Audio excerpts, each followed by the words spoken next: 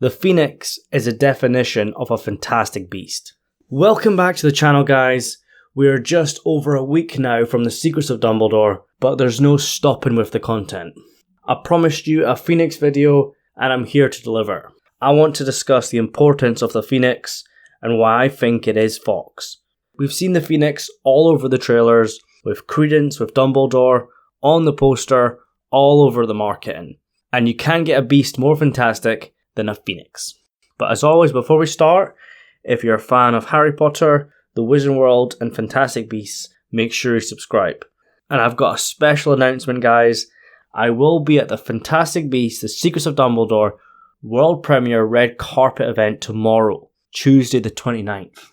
And make sure you follow me on Twitter, as I will be posting stuff from there, pictures, videos, and you never know, you might get a chance to meet me. But yeah, let's go on with the video. So yeah, the Phoenix, which first appeared in The Crimes of Grindelwald.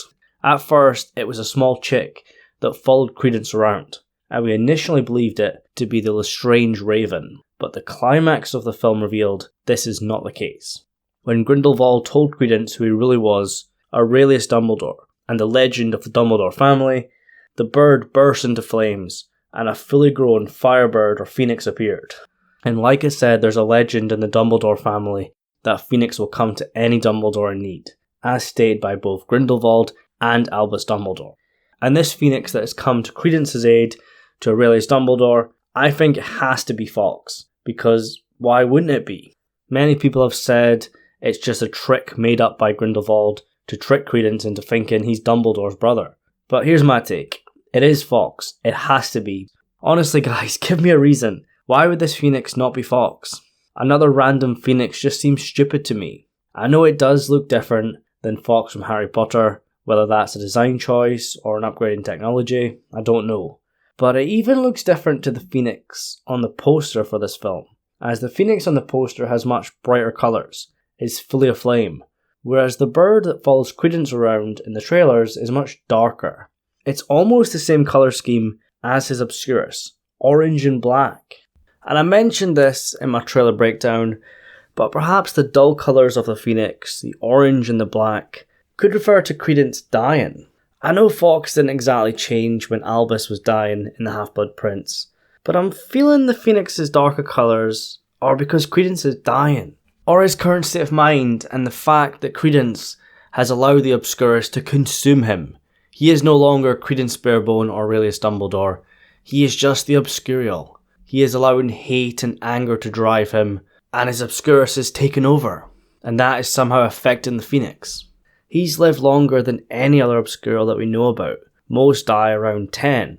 Ariana Dumbledore died at 14, and Credence is definitely the oldest that we know about. Either that's because of his power, or perhaps the Dumbledore Phoenix link somehow keeps them alive longer. But the Obscurus is killing Credence, and perhaps Fawkes is reacting to that. Maybe their bond is that strong. And perhaps when Credence dies, Fawkes will also die, but he'll be reborn in the flames. And when Fawkes is reborn, or when Credence sees the light and gives up on Gellert Grindelwald's dark path, then the bird will regain its true colours. Or perhaps it's just a design choice, and the bird only gets its bright colours when it's fully aflame. Or maybe it's just the lighting. Or perhaps it's a different bird with a different colour scheme. Honestly, guys, I'm just throwing out ideas, but to me it seems suspicious that the colour of the bird is the same or very similar to Credence and his Obscurial powers. It just seems connected to me, linked to his state of mind and his dark path that he's on. But just like with Phoenix, Credence will reborn. Because in this film, Credence is full of hate and anger. Hate and anger towards his so-called brother, Albus Dumbledore, for supposedly wanting to kill him, and for abandoning him. Credence is angry for all that he has suffered, and the likely abuse that's still happening from Gellert Grindelwald. Because even though he's on Grindelwald's side, and Grindelwald has set him up as his main weapon against Dumbledore, we saw Grindelwald in the first trailer attack Credence, pin him against a wall, likely for a failure. So Credence is all over the place. But this Phoenix seems to be his only friend. Or perhaps one of his friends, because it looks like Credence and Queenie will get quite close. But that's a whole other video. I want to focus on the Phoenix, which I believe is Fawkes. We can see the Phoenix fly over Credence at Nuremberg. And in a brand new teaser, Ezra Miller does say this Phoenix found Credence, cares for Credence, and is trying to protect him. And during the duel with Albus Dumbledore in the streets of Berlin, the Phoenix flies over Credence. And Credence tells Dumbledore the Phoenix is here for him, not for you. However, in the second trailer, the Phoenix flies by Albus Dumbledore's side. And look guys, I'm just going to call this Phoenix Fawkes. If I'm wrong, I will hold my hands up, but I'm going to call him Fawkes until I'm proven wrong. Anyways, it looks like the Phoenix is loyal to both Dumbledores. Or is loyal to Credence, but then becomes loyal to both of them once Albus tries to help Credence, once he shows his loyalty to his so-called brother. It's obvious Credence is fighting to kill, but Dumbledore is holding back. He does not want to harm his so-called brother. In fact, he wants to help him. He wants to convince him that Grindelwald is just using him, and the Dumbledore family wants him back home. And Dumbledore even uses the Deluminator to somehow shift the battle into another plane, perhaps to keep Credence and himself away from Muggle eyes, or to protect outsiders from their battle. And it looks like he uses the Deluminator and its light to somehow repel the Obscurus and get through to the man. And I'm very excited for this moment in the film, and it shows us once again who Albus Dumbledore really is. Yes, we can argue at times he's very manipulative, but he always wants to help others, and he sees the good in them. And Dumbledore's actions in this duel will gain Credence and Fawkes' trust, and we can see Fawkes returns in Bhutan in the finale of the movie, which I believe means Credence is there, likely to confront Gellert Grindelwald and help out his family. But I do think Credence's time is up. I think there's only so much you can do with the character, and I think it's the right time to kill him. But his memory will live on, but the Phoenix Fawkes will fly off, just like what happened when Dumbledore died in The Half-Blood Prince, or even the Phoenix that was loyal to Dumbledore's grandfather. But Fawkes will come back in either Fantastic Beasts 4 or 5 to aid Albus when he's in need, and also because he showed loyalty and love to Aurelius. And that's what makes this Phoenix being Fawkes so special. And this is why I can't get over it being a random Phoenix. It has to be Fawkes, because Dumbledore and Fawkes have a strong bond in Harry Potter. And now it's even stronger, because Fawkes was once bonded with Aurelius Dumbledore. And that's why it has to be him. It just can't be a random Phoenix. I'm not buying it. And Fawkes was always going to have to show up in this series, and I think him being the second Phoenix to show up, it's just bad taste. Fawkes has to show up to give his feathers for Harry and Voldemort's wand course. And I want to see Fawkes get involved in the Dumbledore and Grindelwald duel of 1945. He comes to Dumbledore's aid in his dire need, just like in Order of the Phoenix.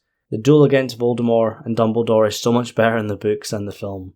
Dumbledore has the upper hand in the books. He shows some highly skilled magic, transfigures statues to block Voldemort's killing curses, and Fawkes even gets involved. Fawkes swallows one of Voldemort's killing curses. Obviously he dies, but because he's immortal, he is reborn. He sacrifices himself to save Dumbledore. And I want to see something like that replay in Fantastic Beasts. In 1945 against Gellert Grindelwald is the perfect opportunity. Grindelwald has the Elder Wand, so that's an advantage. And in Harry Potter, Dumbledore admits that him and Grindelwald are on the same power level, but he was slightly more skilled. And somehow he manages to defeat the Master of the Elder Wand, his rival, his equal. And I think this will involve Dumbledore having the aid of his Fantastic Beast. And in a way it's like a part of Aurelius helping Albus against Grindelwald. But yeah guys, I think that's enough, so make sure you post your thoughts. Is this Phoenix Fawkes? Post all your theories below. Like I said, Fawkes has to show up, and I think him being the second Phoenix is just not good enough. He has to be the first.